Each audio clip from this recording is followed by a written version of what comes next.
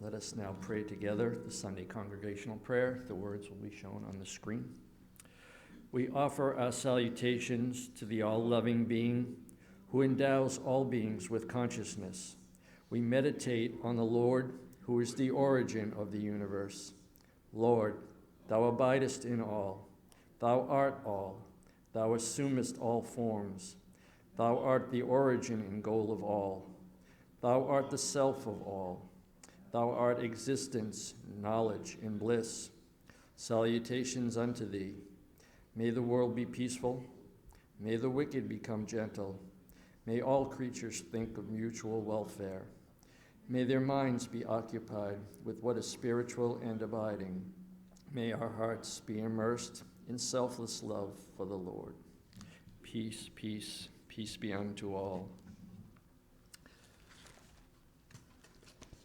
Dear friends, we are very privileged to have a nice guest speaker with us this evening.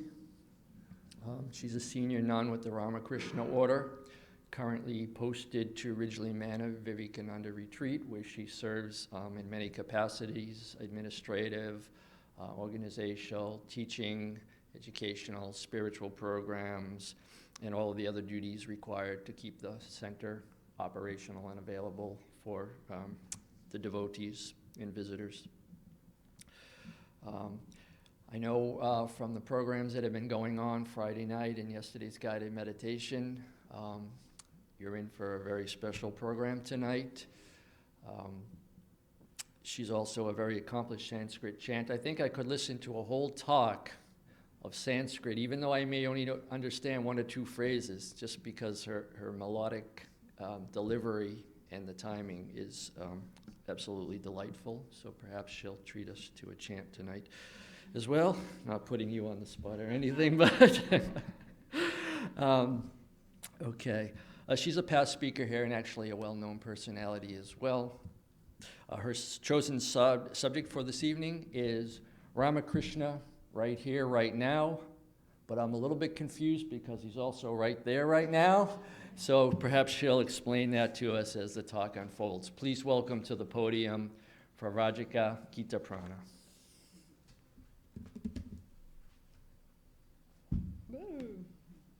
Hello, friends. Just to make one correction, I did not choose this topic. That Swami Yogatmanandaji, when I said, well, Maharaj, do you want some kind of, do you have a choice that I should talk about? And he said, well, Sri Ramakrishna's birthday was last week, so why don't you speak about Sri Ramakrishna? And I thought, oh, I really don't like talking about this, and I'll make it obvious why. But certainly not qualified. But I thought, okay, I can share some of my thoughts. And so please remember that I'm not up here in any capacity saying this is the way it is, that I'm only sharing my own thoughts about Sri Ramakrishna. And if you find them challenging or even downright, just forget it, you know. So, or if it's inspiring, that's nice too, but I don't mean to challenge anybody's view. I mean, as Sri Ramakrishna himself said, yato mat tato pat. For every person, there's a path. In other words, every person could get up here and speaking from their own experience, and the talk might not be the same. So,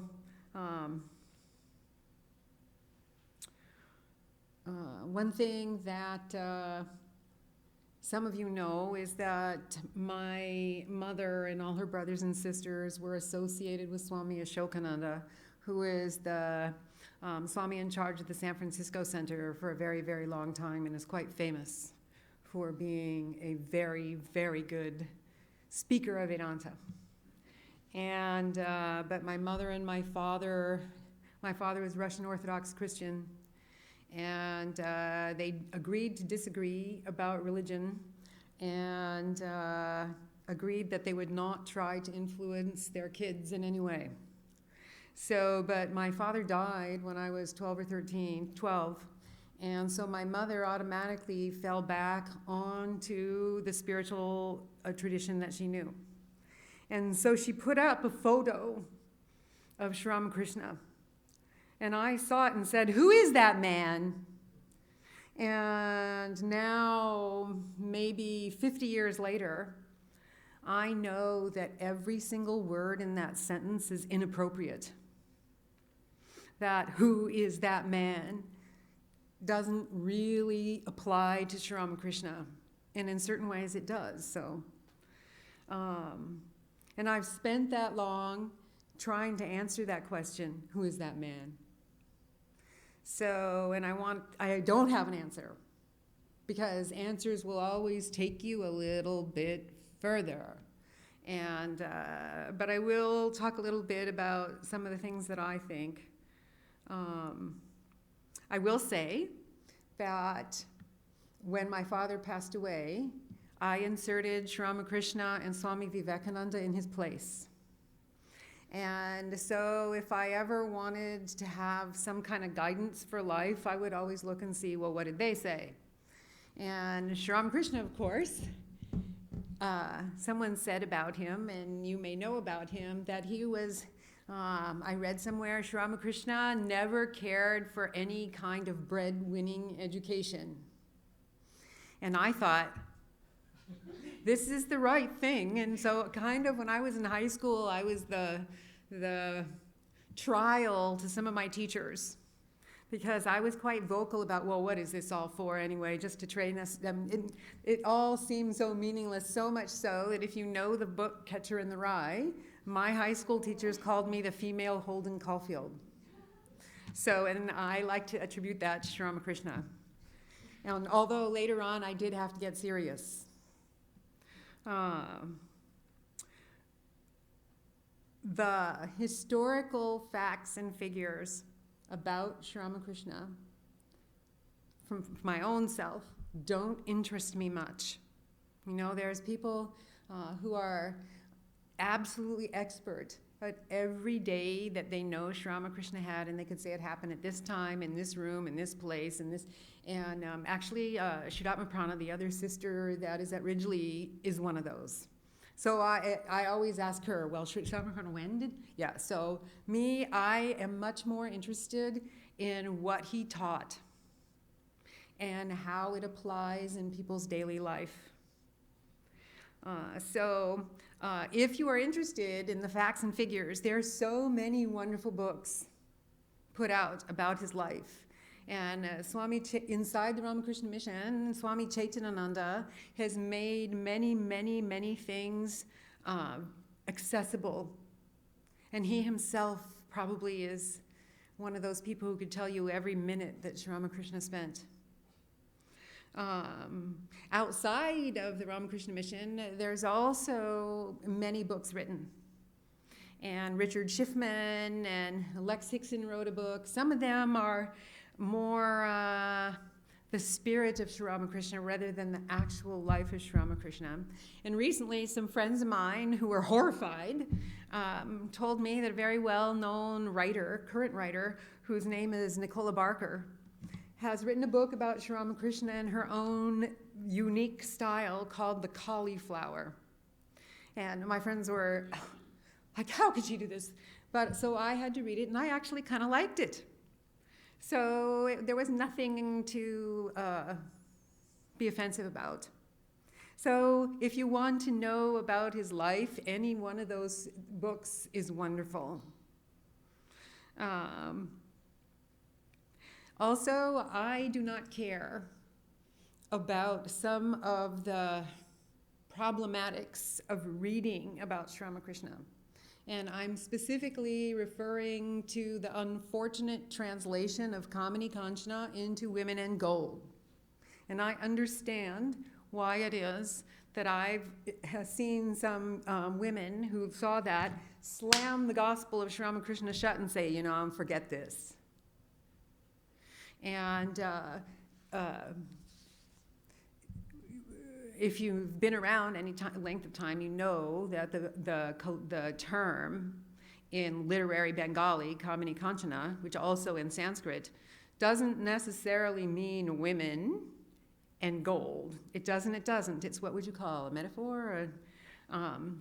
And of course, the choice of women in gold, when it was translated into English back when Swami Nikhilananda had it done, the language has changed yet again in this country. And that kind of interest in poetic language that actually is very beautiful in the writers of the 1930s and 40s is now replaced with this more kind of really prosaic writing, which would mean lust and greed. So those things, they don't bother me. And likewise, I'm not bothered about the latest academic theory about Sri Ramakrishna's state of mind. But I also understand that people have a responsibility to be the balance to that, let's say. So let me kind of wind my way into the talk. So let's pretend that this bottle is a glass, an empty glass. And let's say I turned that empty glass over and as if I were catching a bug and said, hey, look, I have the whole universe inside that glass now. You would think, is this lady smoking something? Like, hey, awesome, the universe in a glass. But you would think no. And if you were at Ridgely, and I happen to say that in my class, I can guarantee you that the very next thing that would happen is someone would raise their hand and say, but Gitaprana, actually you can put the universe inside a glass. And the rest of the class members would say, what are you talking about? And the whole subject would be derailed. Until I got frustrated and said, people, this is only an allegory. So if you come to Ridgely, please, please, please, never mention rope and snake. Or we will never finish the class. So if I have this, and I think that I've trapped the whole universe into this, it's pretty foolish, right? It's pretty uninformed. But likewise, somehow we think that we can take a form like this and think we know everything about it, as if we think that we have trapped the whole universe into a glass. That how can you talk about the infinite appearing in the finite in any kind of a way that's definitive? You can't. So if we're going to talk about Vedanta and Sri Ramakrishna's life in context of Vedanta, we have to put the infinite picture first. So the infinite, truly infinite, not a limited notion of the infinite. The kind of infinite in which every possibility is manifest somewhere and then some. The kind of infinite that in, of course, the Vedas and the Upanishads is called Brahman, which basically means expansive or vast, or we could say infinite. So that Brahman, as I said Friday, we need to remember it's not a thing. That our minds are set up to deal with concepts and objects, things that are outside of us. Brahman is not that. It isn't a thing. It isn't an object. And even though we use the word it isn't an it. There is no it. There is no object. There is no thing. There is only infinite consciousness. So it's very hard for us to even conceive of that, because actually we cannot, with our limited mind, conceive of that. That mind is a word that we use for this process of conceptualizing. Mind is only necessary because we experience ourselves as separate, as a me, and therefore not me, right? Here's me, and all of this is not me. And there needs to be some kind of relationship between me and not me. That's what mind is. So mind is nothing but conceptual framework. There really isn't, in the Vedantic sense, mind even. It's describing the fact that in this conventional universe that we all experience, we experience ourselves as a me, and we relate to other things as I. As not I, sorry. And so our mind uses concepts, notions, ideas, thoughts. And in other words, what is known in Sanskrit as nama, name. And it goes hand in hand with this notion, rupa, form, which all that is not me, and we can refer to ourselves as not me too, because we can think about ourselves as the thing. Probably not accurately, but yes. So nama and rupa, name and form, conceptual thought, idea, they cannot ever grasp the infinite. And yet we have to talk about it. And so all the scriptures of all the different religious traditions use their vocabulary to try and get a sense of what this infinite might be. So in Vedanta, this experience that we have of being a separate being with thoughts and concepts and ideas, etc., is called maya, coming from the Sanskrit root ma, to measure. So that's what we're doing. We're measuring, we're just basically measuring, and we're addicted to it. And we have this concept called me and my life, as if it's a measurement of time, measurement of space, measurement of form. This is my form, but Teresa is not my form. And so these lines of demarcation we perceive as permanent. Right? Teresa will never be me.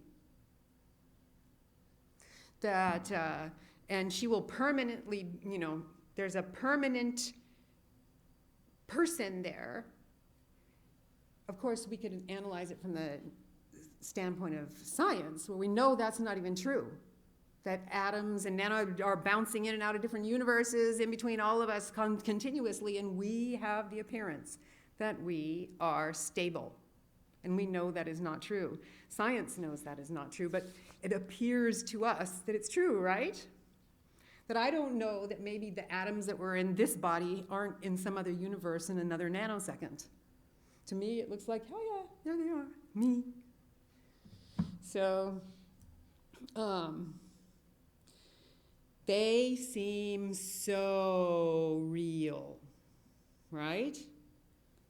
And because we share an experience, it kind of emphasizes that it seems real. And they do have a conventional reality, all right? We are not dreaming this up all on our own. But we have to remember that the definition of real in Vedanta is that which does not rely on anything else for its existence. So that which is changeless, infinite, and undivided, and does not rely on any kind of phenomenon for its existence. And so we know we rely on all kinds of things. And this reality relies on all kinds of things. And in Vedanta, it all relies on consciousness. But Brahman, the infinite, relies on nothing. So that is the ultimate reality, against which we have to measure anything in our spiritual life. Even if we say, jnani stuff, forget it. That the infinite. And this is also part, what I'm doing here also is building part of a mystery that is kind of wonderful. It starts with the infinite and actually is nothing but the infinite. Starts, beginning, middle, and ends with infinite. Okay, so let's consider this universe, or notions of this universe that even physics always pushing the boundaries of what it might be, right? So we have our nice little concept, this universe that we can put in. There are many universes, multiverse, many universes, maybe, possibly and probably. Intersecting planes, strings. There are any number of incredibly cutting-edge theories about multiple kinds of beings and probabilities and possibilities. There's the whole notion that every choice we make puts us into an alternate universe, as in Schrodinger's cat.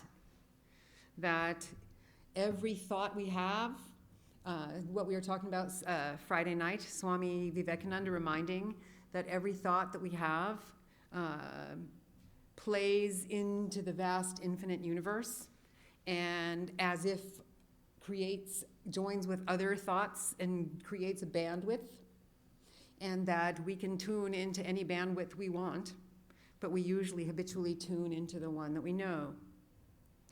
So we're talking about, even when we get to the theories that mind can handle, it's almost mind-blowing.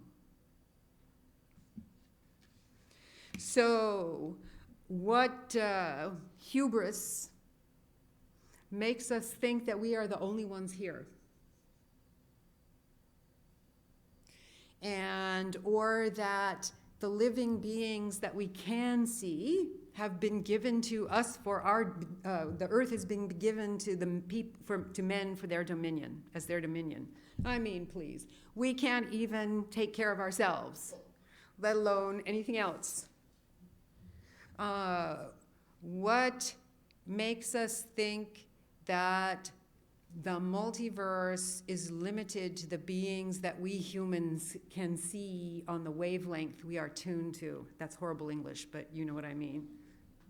So that there may be many, and you know the kind of old how many angels are dancing on the end of a pin, that there are maybe many kinds of consciousness that we are totally unaware that are sharing this so-called space with us. So we're talking inconceivable here, and I hope that maybe I've managed to convey that a little bit. So the other thing about this, when we talk, and you see I haven't gotten to Ramakrishna yet. The other thing that we need to remember is that even Ramakrishna said, all language is uchishta. That means language as an expression of thought and idea is inadequate to capture this infinite. Language can't go there, notions can't go there, thoughts can't go there. We cannot, with our ordinary conscious mind, understand a lick of what Brahman is. That with our sense of self and ordinary mind, we won't ever get it. But we are that, and that's the ironic thing. So in order to understand, we need to drop this. We need to go beyond thought. We need to push thought to its limits and then drop it. So, but what happens is that we love our language and we love our notions and we get attached to our notions and we end up clinging to them. Our entire experience rests on a scaffold of notions. That I know for sure. That Our entire experience in this world is resting on a whole scaffold, a whole tier after tier of notions that we automatically accept. But if we question those, the tier begins to fall down. So we need to, when we talk about Sri Ramakrishna, maybe avoid being too attached to certain notions. And we need to also remember that while words can't go there, they also have incredible power. And we need to use them carefully and respectfully. And we need to know what we're talking about when we use them. So one thing that too much comparative language is unhelpful. That, say for instance, you've heard me say this before, I'm not really a thrilled advocate of the distinction between jnana and bhakti. The distinction between the path of devotion and the path of knowledge. You know, that's jnani stuff. No, that's devotional stuff. I'm not into that. I'm not on side that. Because the truth is, you may call yourself a devotee, or you may call yourself a jnani, or you may call yourself a yogi, or you may call yourself a karma yogi. But the kinds of things that we need for our spiritual practice, no matter what we're practicing, are all the same. So, likewise, I am not terribly happy with superlatives and comparatives, like better, best. What, when everything is one, is better? If everything is purna, what is better than purna? Purna in Sanskrit means whole. If something is complete, there can't be anything better, right? Or best. How could the one be best if there's only the one? So sometimes when we get into different kinds of, say, devotional singing or whatever, we hear these things. Oh, the best. Oh, but what best are we talking about here, friends? There is only the one. So whole wars have been fought in religion over these kinds of things. Be careful.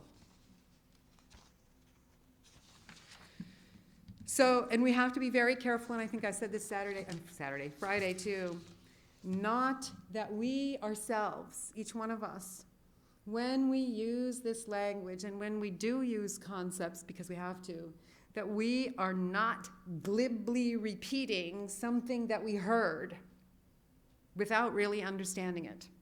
Do you know what I mean? Do you know what I mean by glibly repeating? Well, kind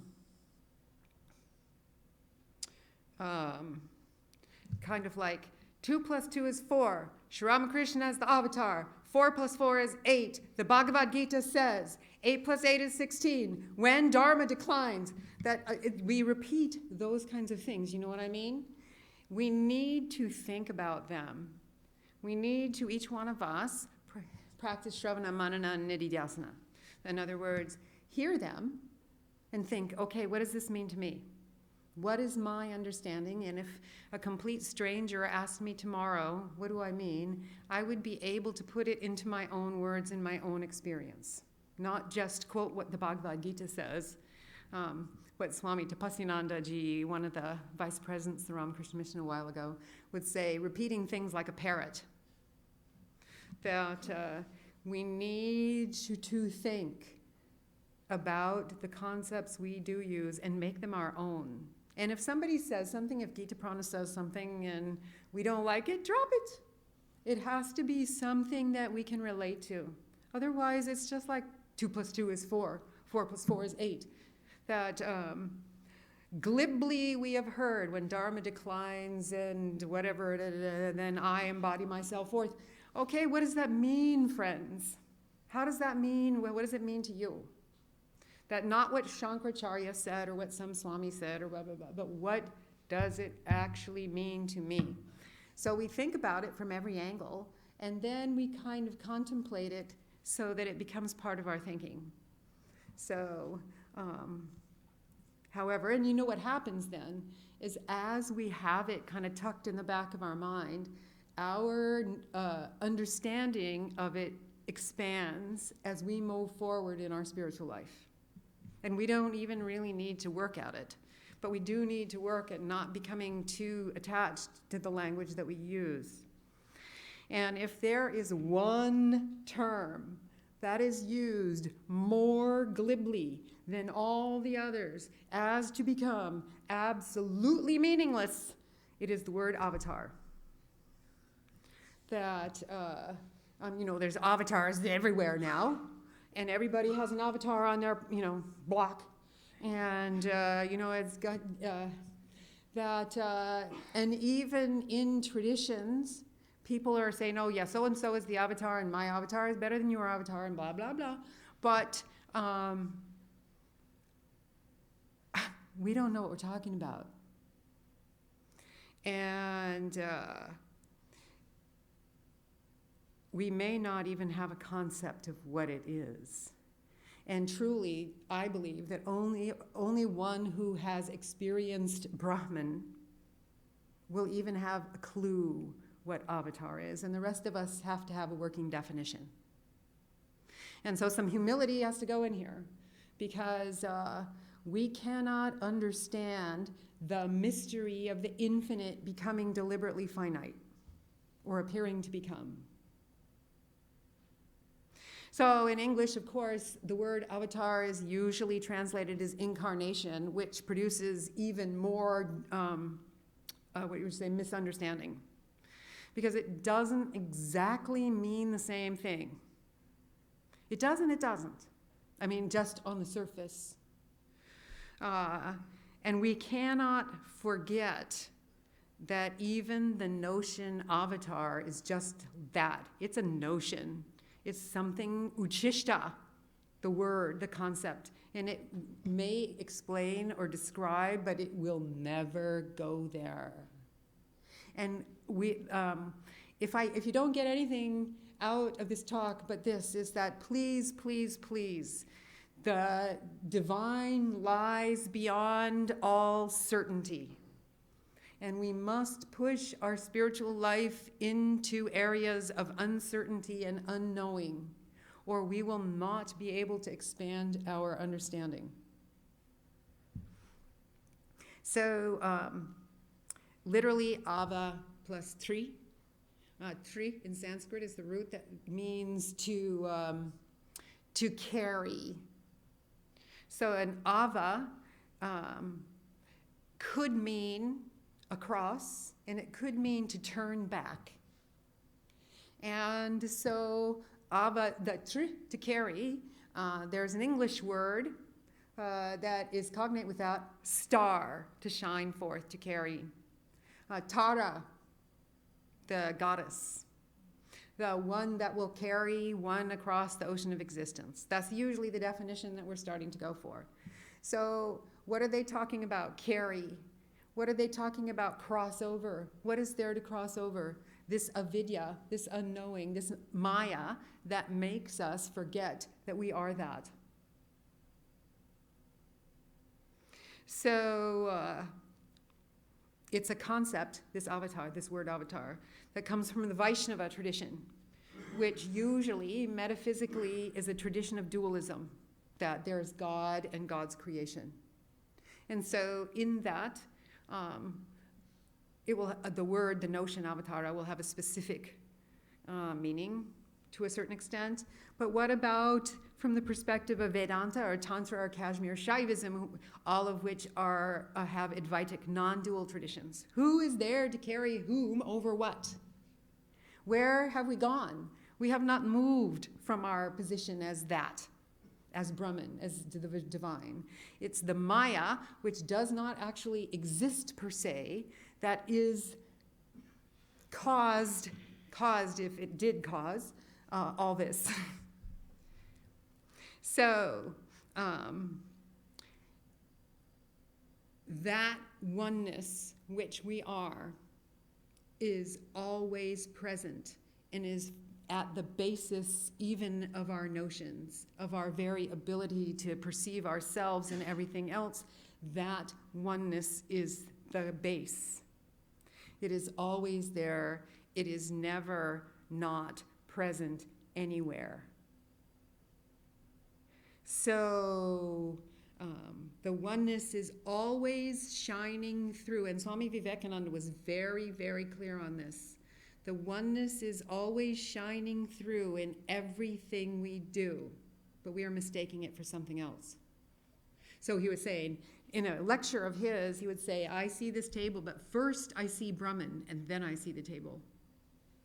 And even that might be a little bit of language that doesn't quite fit. Who is this that sees what? But it's only the one. So that one projects as if all this, and at the simultaneously calls it back. Yeah? That all creatures feel that are subject to feeling that they are separate simultaneously want to return to oneness. And that's what love is. That pulling back into unity. So while we are projected out as individual beings, simultaneously, you could say the divine is always calling itself back to itself. Right? So that call is always, always, always there. And that force is irresistible and it's deliberate. When we're focused on that, our karma brings us into experiences.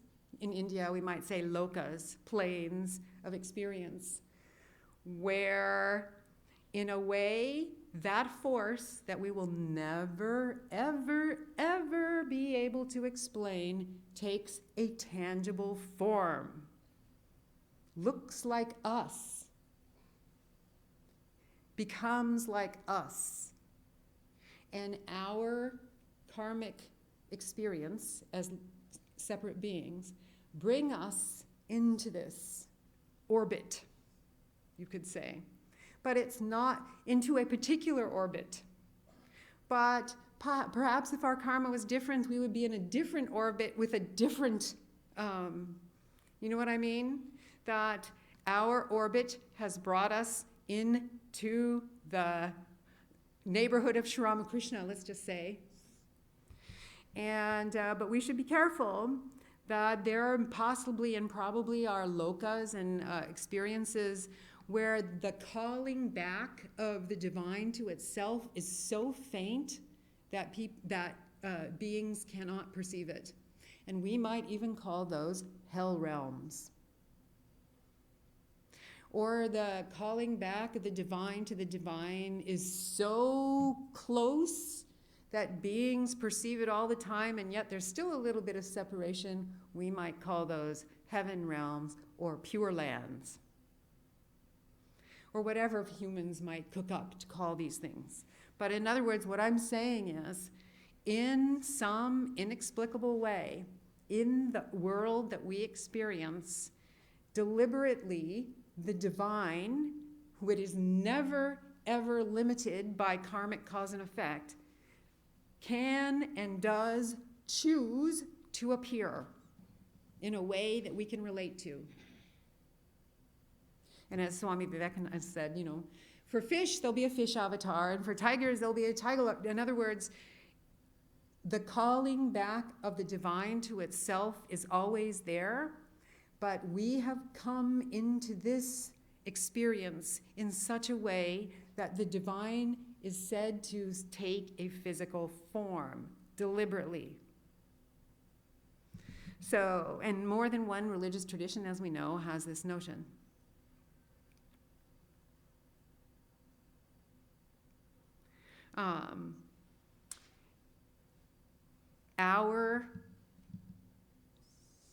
Part of the notion of the word avatar is that that divine can then as if pull us into the fast lane of return. And we were talking this morning about Ridley turtles and how they find their way into the ocean currents. And so it's not such a difficult thing for them to travel thousands and thousands of miles across the ocean to return to the place where they were born to lay their eggs. So, but maybe in the so-called ocean of Brahman, there are fast lanes, there are currents, and the different kinds of beings, according to their karma, are pulled into as if different currents, and then will travel in that lane. I mean, this is pure speculation, and truly, truly, some of our relationship with the divine has to be in the realm of pure speculation, because anything is possible. And so if we set our sail, in other words, Ramakrishna himself said, the wind of grace is always blowing, right? The divine is always calling it back. Grace is just that. The divine is always, always calling us. Never does it stop. And it's we who are so distracted that we don't really hear it. That the grace is always all around us. But we have to set our sail. We have to be the turtle that swims into the current, and then it doesn't take a whole lot to keep ourselves there. So the force is always present, and that oneness is always shining forth. It may appear to come and go. It may appear to live and die. But we already know that these are notions born in separateness. Where is it going to go? How was it born? How did it die?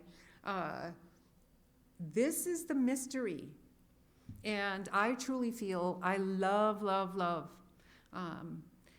the mystical traditions that are always reminding people we need to live with mystery in our life.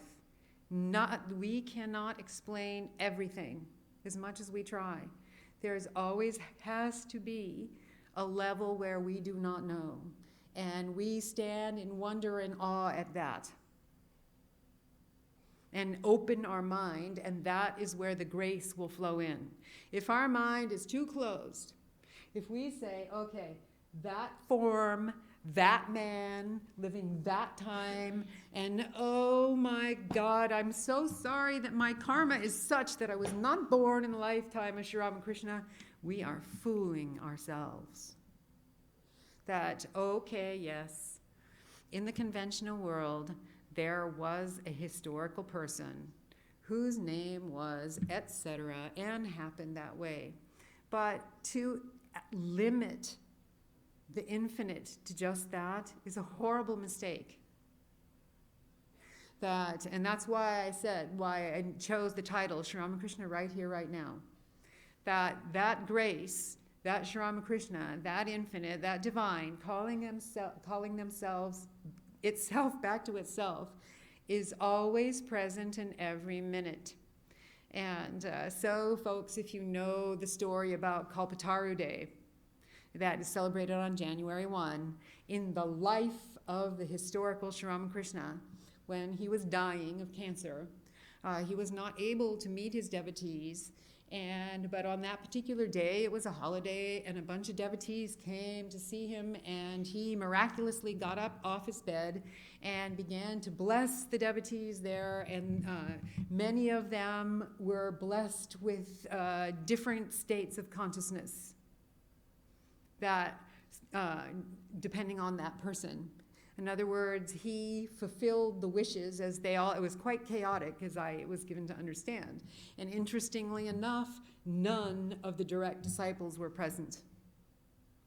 So, but the thing is, if we think that day only happened then, no.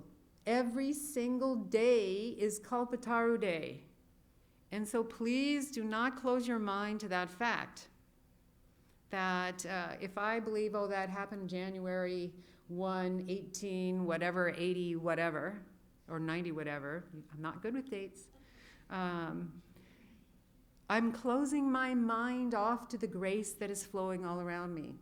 And truly, truly, I was saying the other day, I feel that divine, call it Sri Ramakrishna, call it the Mother, call it Jesus, call it Buddha, whatever you like to call it, is right literally in front of our deluded faces saying, hello, here I am, but you won't look at me.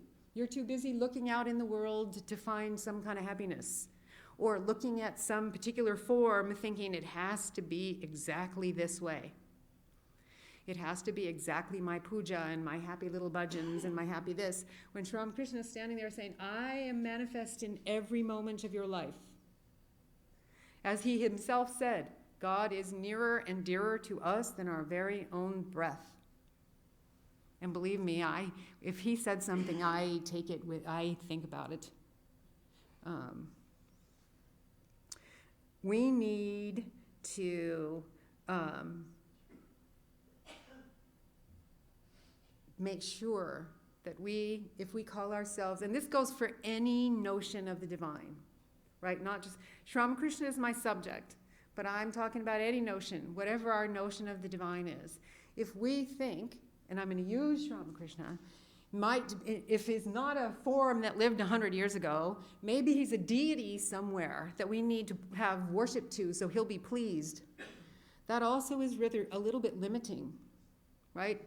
He's right here, right now, and he's always pleased.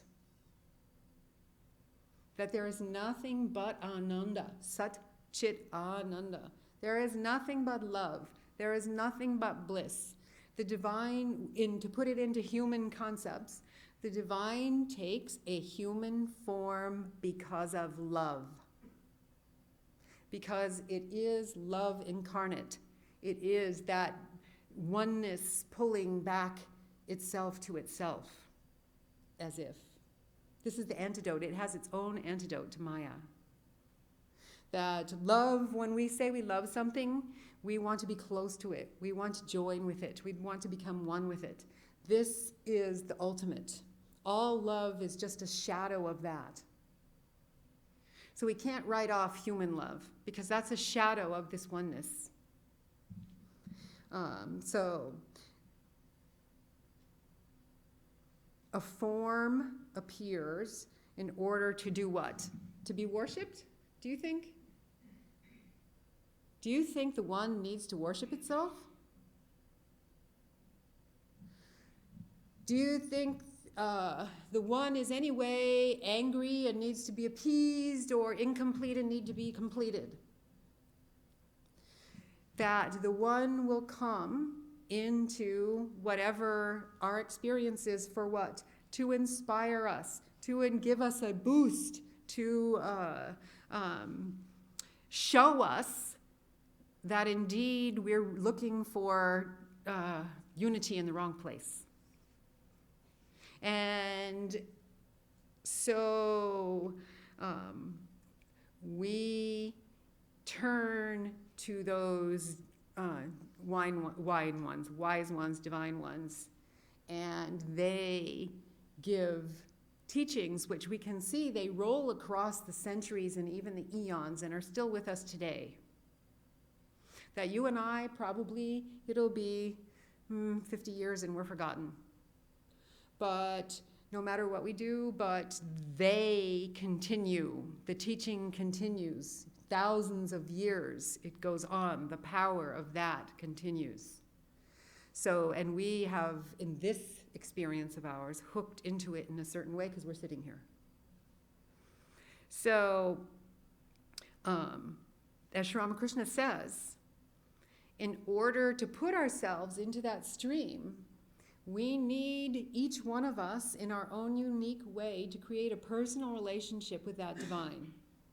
So maybe we do use a form like Sri Ramakrishna or the Buddha or the Jesus, or maybe we don't like forms and we just think of the divine as the divine without a form. But whatever it is, we need to create a personal relationship with that form. That someone had said, oh, well, you shouldn't tell God all your silly problems. But Sri Ramakrishna at one point said, why not? Why not tell God everything? I mean, that which is going to know anyway, to put this all in that terminology. So why not? This divine knows our every single human fault. And it doesn't matter to them at all. So why not create a personal relationship with the divine? with a form, as long as we understand they are not only that. And that our notions, as we create that connection, will also expand. But sometimes what happens is that people get a comfortable little religion, and they want to cling to their notions, and they want to have their happy little pujas and bhajans. And I'm not criticizing pujas and bhajans, but you know what I mean. That maybe sing some sentimental songs and feel a tear from their eye, and they leave it at that. They don't push any further. They're unknowing, knowing that they don't look for the divine to lead them any further. But the truth of the matter is, if you read the lives of the saints and the sages of all traditions, their lives weren't happy or comfortable. They were, or say Sri Ramakrishna, look at his life.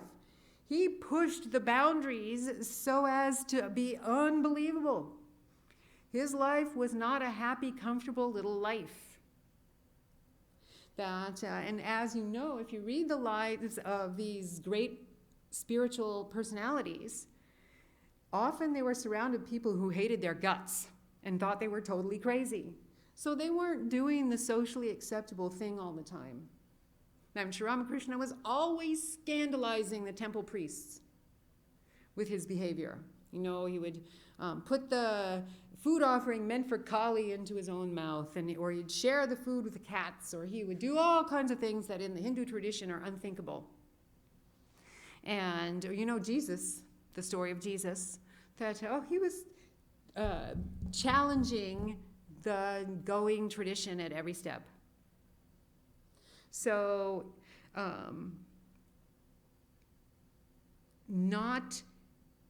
our form should be such that it is not so concrete that we do not move forward. We have to either strengthen our personal relationship with the divine, or we have to let go of our notions, or perhaps both. And sometimes it just depends on our mood. That we have to open our mind and our heart to not knowing, because this is a tremendous mystery that our heart might be able to grasp it eventually, but our mind never will. So as I said on Friday, we have to go forward and we have to dive deep and never accept anything without thinking about it and make it our own. And, if somebody says, well, this is how it is, and it feels like a shoe that doesn't fit on our foot, then don't try to wear it. Do you know what I mean? Find the way it fits. The divine is infinite, and there are infinite ways to relate. So there are some practices to help us just directly from Sri Ramakrishna. And one of them is, I truly believe, just as we find ourselves in the slipstream of this particular, or many actually, there are many great divine personalities whose teachings are still alive in the world. Horribly misunderstood in cases, but still alive. The energy is still there. So if we find ourselves in one of these what would you say, orbits, in a loka in which we intersect with human form. I was going to say now that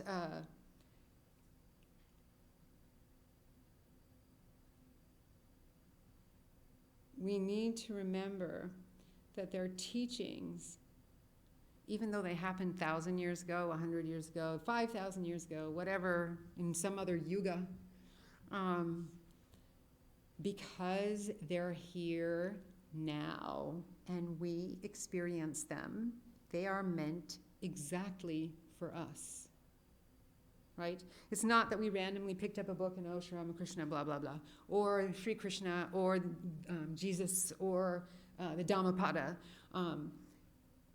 that possibility swam into our orbit deliberately. Does that make sense? That Swami Vivekananda said, a fool may own a whole library, but his karma will determine which books he reads. And so, in the same way, our karma is determining the fact that we are sitting right here. Our karma is determining that we are interested even in our divine nature. Our karma is determining which of the great teachings we feel the most attracted to. And so, in a certain way, it means they are meant specifically for us. Because there's no, we experience everyone here as everyone here. There's many, right? We see many. Really, we are the whole of it. Each one of us. This is the mystery, and this is where words cannot go. Each one of us is the whole of Brahman, thinking itself to be separate. And so, intentionally, these things almost manifest in front of us. This gospel of Sri Ramakrishna, let's say. It's meant for us. In other words, it's meant for you, Gitaprana. It's meant for you, Teresa. It's meant for you, Charles. Not just you, collectively humans who happen to come into the orbit for it. In our lives, specifically, these teachings have manifested. And we can go and get some more too, and that we just add to it.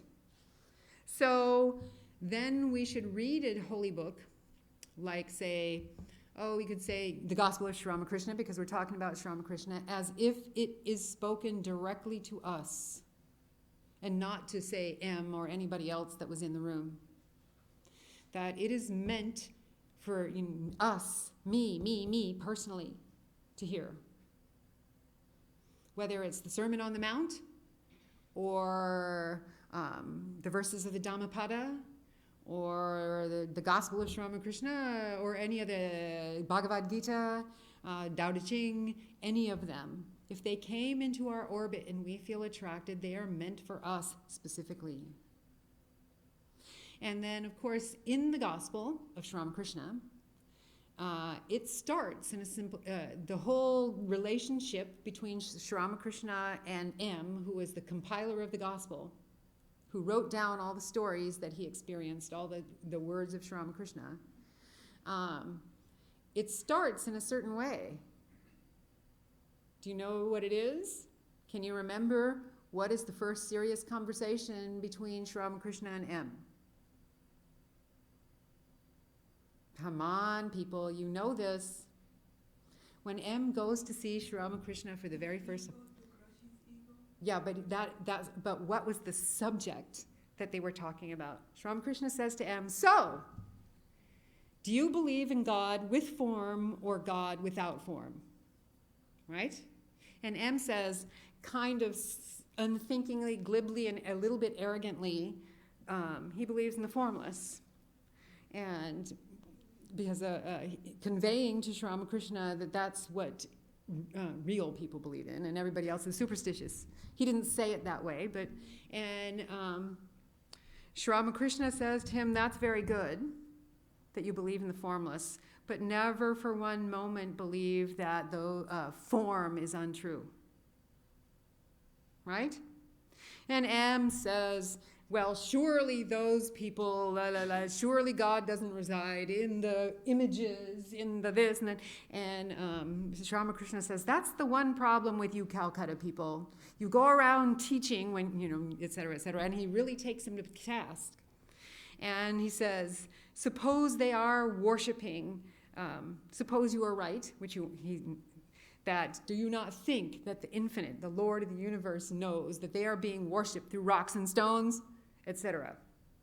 But the point here is, I believe that there is a reason why that is the first conversation in the gospel. Because immediately it will bring us up against our suppositions. Form and formless. Oh, I don't know. Do I believe in God with form? Do I believe in... but those are notions, friends. Form, formless. These are notions. So if we push our mind beyond the limit of notions, those notions become meaningless. Yeah, form, just as easily formless. Why do they have to be against each other? It either has to have form or formless. These are notions, it's all the one. So Swami Swahananda, my teacher, said when he was young and they were young monks, one of the very accomplished, spiritually accomplished monks of the Ramakrishna mission would bebop back and forth between a devotional attitude and a severely ascetic attitude of a jnani. And they said, how can he do this? But and I also wondered that, but now I'm beginning to see it doesn't matter. Form and formless, they're just terms. So whichever one, fine. Don't worry about it. We already talked about, I'm coming to the end, but we already talked about remembering that space, time, and causation are only apparent. And so if we're talking about Sri Ramakrishna, here, now, not back there then, should be our spiritual attitude. Could be here, back there then too, but the infant never is not. So, and as he said, and we said already, the wind of grace is always blowing. All right? We don't have to earn it. Right? We don't have to get God realization in our pujas and our mantras and our whatever else spiritual practice we do. Don't bring us, win us God. Because we are already that. What they do is work against these notions that we have that we are separate, right? We don't need to buy God's love. We don't need to prove to God that we are spiritual people. That this is not what it's about. It's about pushing away all these notions that we have that we are small, separate beings. And pulling our minds out of its natural state of distraction with all the infinite things. I feel like this is, if there could be a goal, and the goal so-called of the infinite is to be truly infinite, where somewhere and somewhen every possibility is manifest. And that includes every thought going out into the universe until it takes its conclusion. This is a perfect world, in the sense that we, with our karmic cause and causation, find ourselves on a certain part of it. But this is only a tiny little speck in an infinite manifestation. So, and the world that we find ourselves in is what we would call far from perfect. But if the goal is to manifest something everywhere, every when, and we're just in part of it, couldn't have been done better. So, but the wind of grace is always blowing. Find a form to love. That's another thing Sri Ramakrishna said. So you don't love Jesus, you don't love the Buddha, you don't love this. Several times people said, well, I don't love God. And he said, well, what do you love? And they say, my nephew. Or I think in one time was my goat, right? And so Sri Ramakrishna would say, start with that. Start with something you love and see the divine in that. All right? Don't try to love something where you feel like you're putting your foot in the wrong shoe just because somebody said you should. That start with what you actually love. And then we move forward. So yeah, start with your nephew, start with your goat, start with your whatever. And work from there. In other words, work from where you're at. Another one is, we do not want to crush our ego into oblivion. What we want, as Sri Ramakrishna said, is to make our unripe ego into the ripe ego. That you cannot, the goal of spiritual practice is not to crush our ego into some kind of nasty oblivion. It's to expand our notion of self out into infinity. And to do that, we need our ego. Because if we did not have a sense of self, how could we do that? So we need to use, as Ramakrishna, he had such wonderful, simple explanations for very complicated notions. So we need, if we were living in his time and we were walking around barefoot and we stepped on a thorn, we have to use another thorn to take away the first one, right, to get it out of our foot. No tweezers are there. And so that example is to say we need our ripe ego we need our ego to erase the avidya, to erase the unknowing. But ultimately we're going to have to drop it. But at that point where we're ripe enough to drop the ego, it naturally does that. We don't have to worry about crushing it. But we do have to worry about not running after its every whim. Everything is divine. Everything. That there is not anything that is not an emanation, some people would say emanation, some people would say a creation, some people would say a superimposition of the divine. That everything that we experience is God, including ourselves, including our enemies, including our happiness, the things that make us happy, including the things that make us miserable. Everything. So as the Upanishad says, Isha Vasya Midum Sarvam, cover everything with Isha, with the divine. So Sri Ramakrishna also set that as the highest goal, to be able in this very manifestation to see it as nothing but divinity. Right now it's a concept for us. But to actually perceive it as nothing but, you can call it the mother, call it the divine, call it the God, that is the ultimate goal. He called it vijnana, which, by the way, is not a term he made up. The Kashmir Shaivites also use that term. And as I already said, read the scriptures as if they were meant for you personally. You know, we take it a lot more seriously then.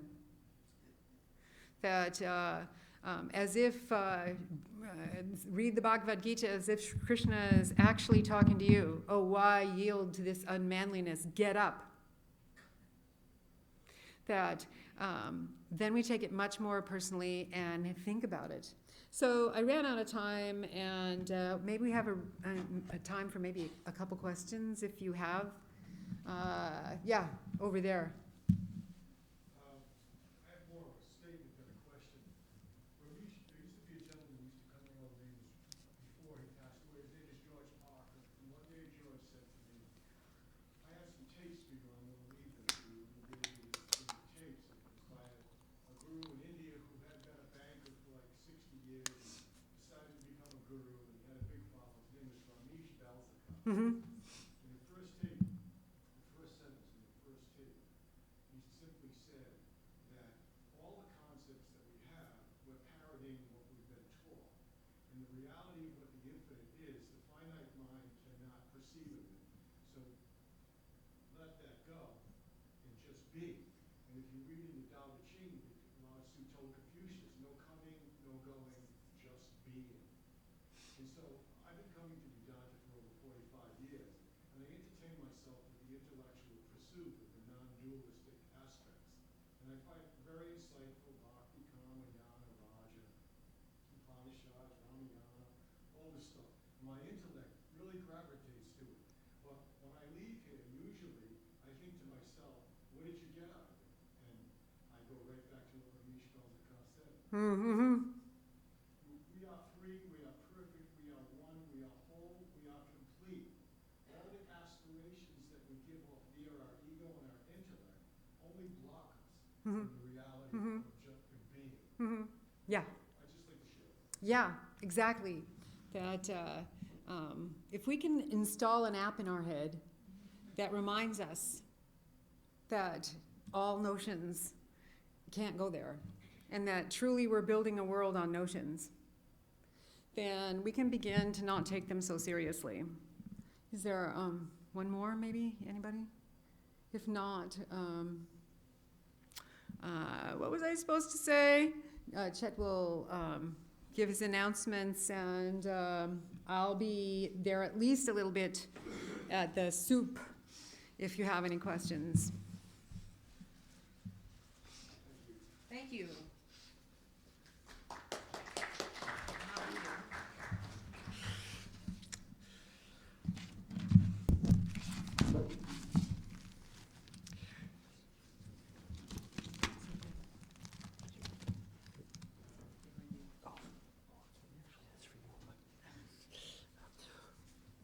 Okay, thank you, dear Pravrajika Gitaprana, for, I know you don't like superlatives or comparatives, as you said in the talk, so I'm just going to run out a few adjectives. I'll leave it up to the group to, think why I'm saying them, but engaging, dynamic, inspiring, packed with lots of information that'll take some time to unfold, but I think immediately I'd like to book you for another follow-on session at your earliest convenience here. But with that, thank you very much. If you haven't seen the Friday program, you can also take advantage of the Vedanta on YouTube, the Vedanta channel on YouTube, to see the Friday program, which was also very well delivered talk on Vedanta, everyday Vedanta. So with that, let's do the closing prayer.